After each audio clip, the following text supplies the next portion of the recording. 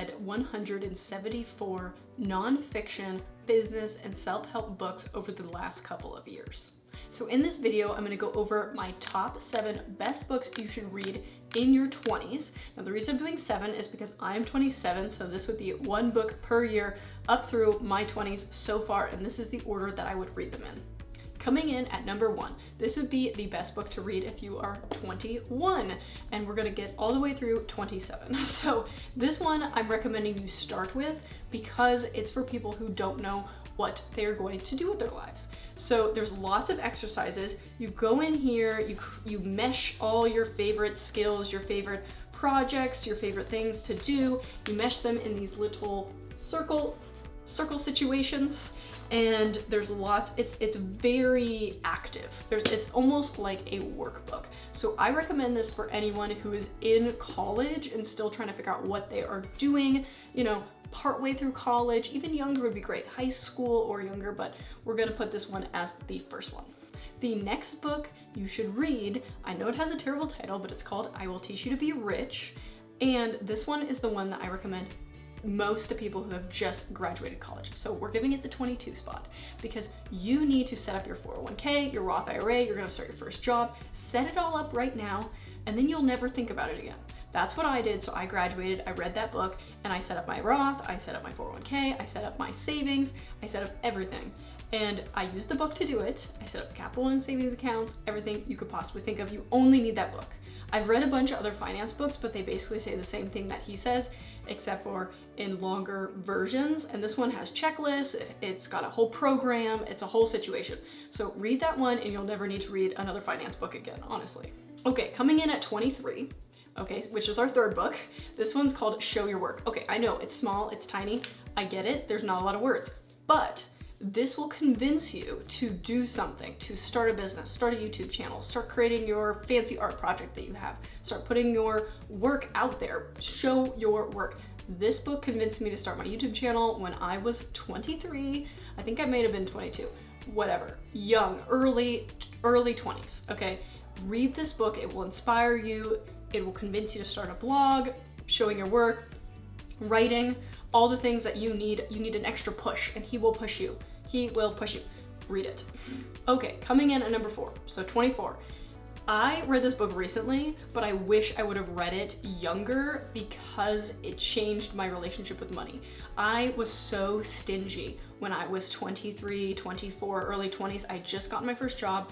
I wanted to save every dime, but what was I thinking? Like, you're not even gonna get you can't even save a lot of money because you're not making enough money to really even save anything. So just spend your money early on experiences while you are still young, thin, fit, all those great things where your back isn't hurting, you know? So I have a whole review on this book, so I will link it below.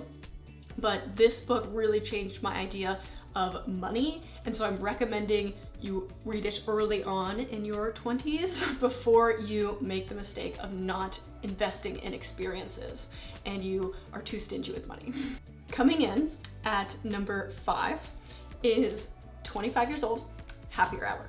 This is time management. This is trying to figure out what makes you happy with your time. How do you spend your time, your perfect schedule? So you'll put together your perfect schedule, your perfect life, everything. She has a couple worksheets you fill out.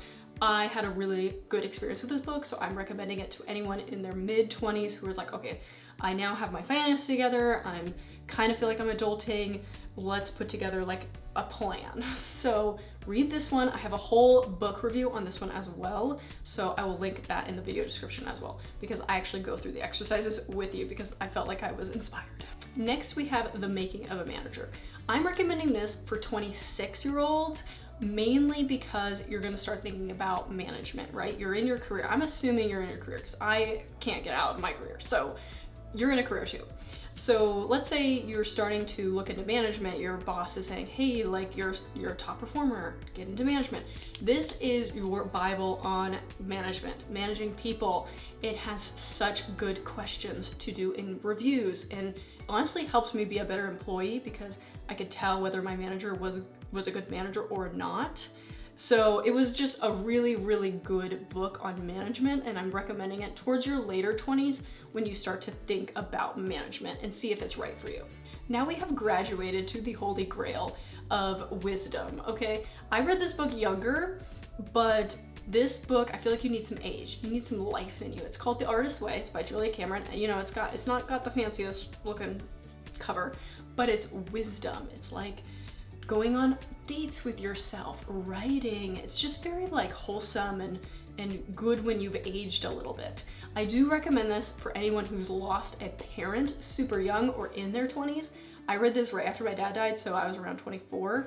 I think when you lose a parent, you've aged a little bit more than most, I feel like. So if you've had some experiences where you feel like you can handle the wisdom of Julia Cameron, then go ahead and pick this book up earlier, but I'm recommending it towards the end of your 20s. Okay, now we're getting into the honorable mentions.